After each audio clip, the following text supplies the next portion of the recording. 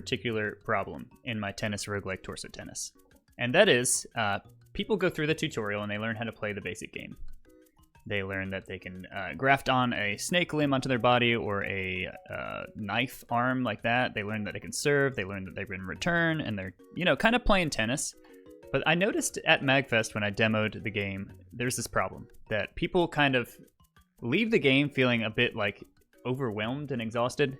I'm like, okay, well, the game has deep mechanics that you can learn through highlighting over objects in the shop and stuff like that. But I don't know, it's just like a lot of people, it's just like a lot of information all at once. So what I think a nice solution to that might be, so instead of having to learn about what critters are by hovering over helpful friends, critters automatically serve tennis balls. What is important is that the first time a critter shows up, they should know what this is. That's a little dog. That is basically a turret that's serving tennis balls onto the other side of the court. So what we're gonna do is, the plan is to zoom in on the dog, kind of do a little vignette effect maybe around it. We'll see how that works. And then give a brief introduction, zoom out, back to the gameplay. So hopefully that'll all take just like around 2 seconds. Won't interrupt the flow of the game too much, and just a tiny zoom maybe. I don't know, maybe no zoom at all. Maybe just the vignette effect. Because I don't want people to lose their kind of sight of their character and what's going on. And hopefully, we'll do one at a time, and we'll add some save booleans in the game to make sure that that comes through. And then a third thing that might help is just to have like a glossary so that people can look stuff up if they need to. So that's what we're going to try to accomplish here. Did about 20 minutes of work or so to get a simple kind of like placeholder of this in the game. I've created like this active tutorials game object here that will find the location of a new object that pops up on the map. Say it's this torso here. It'll target that location, then fill in each of these text lines, fade them in, and slow the time of the game. And then after a few 2 seconds I put in there, maybe that's too long, we'll get the feel of it. And then it will fade out and resume the play. It's not going to zoom in though. I did not put that in yet. Like a little subtle zoom might be nice, but I don't want to overdo it.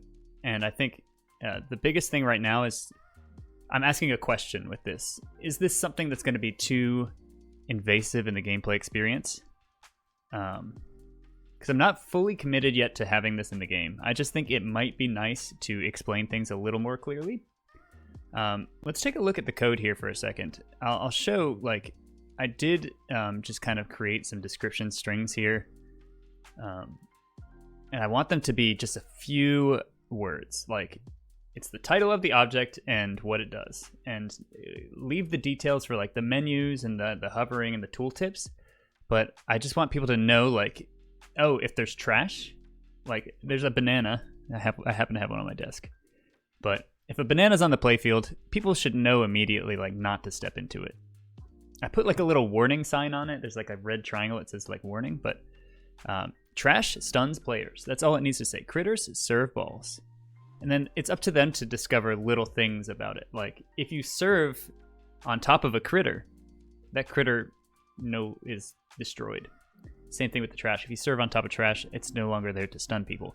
But those are kind of like the little details I don't need to overwhelm people with in the beginning here. So what's up next, what I'm going to try to do here in the next chunk of 20 minutes, I really want to just get like one or two of these kind of wired up with the save data so that this will only appear, not every single run, but once per save file. And that should be good. So I want to get this working is basically what the next task is going to be. And then from there, we'll just add it for all of the different types of objects that can appear on the court, and we'll make it happen. Okay, so we have our critter build here to test. What we're gonna do is I'm going to go into the game and I'm going to spawn a critter, and we're gonna see what it looks like. So if I move a certain number of times, I think it's 12 with the cat, we will spawn a cat. Critters serve balls. There we go. We see the slow-mo ball serving. that seems like it's good enough as a tutorial. Right now, there's no save data to show that, so the next time I spawn it, it'll also do that. I think that's going to be a really nice way to tutorialize things. So the next step now is to put the save data in, and that will make sure that it only happens once per save file, but then if they click the reset tutorial button, then it'll reset that as well. So let's jump in and do that. All right, so we now have added this little check for the save manager data to see if we haven't seen the critter tutorial yet. If there's no other tutorials active, and we're not in the end game slow-mo. So the end game, like if the one player is winning or the other player is winning, we don't want any new tutorials to pop up during that and mess, because there's like a slow-mo effect that happens.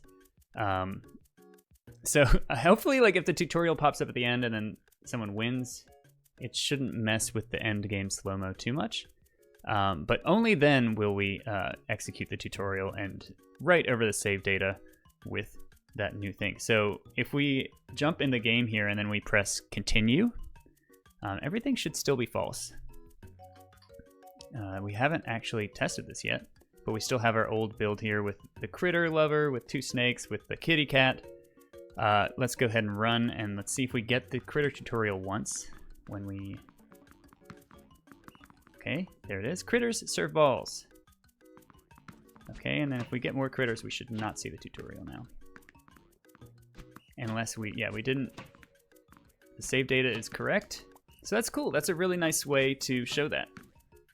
Now all that's left to do for me is to go through all of the other obstacle scripts and make sure that those are wired up with the same kind of checks. Make sure that the save data hasn't been, that a tutorial hasn't been seen yet in this run, or in this, for the save file. And then make sure that there's no other tutorials active, and make sure we're not in the end game state, and then we'll run the tutorials. So that'll be a really nice way to onboard people into the game. If you like what you see here with this roguelike tennis game, make sure you wishlist Torso Tennis on Steam. It's going to be coming out soon, the full game. The demo's out right now on Steam if you want to give it a go. I'll be uploading this new tutorial system pretty soon. But you get to draft crazy limbs, put them on your torso, and do like run build synergies. Right now my build is critter and spooky, so focusing on weak points, focusing on offensive critter turret type things. That's a pretty fun build to do, and you can see at the end of the week we're going to be facing Leonardo Deteni here, who is a formidable opponent. Thanks for tuning in to the video. We do these streams live every Monday, Wednesday, and Friday, so if you want to tune in and get some work done with us, we will be doing that.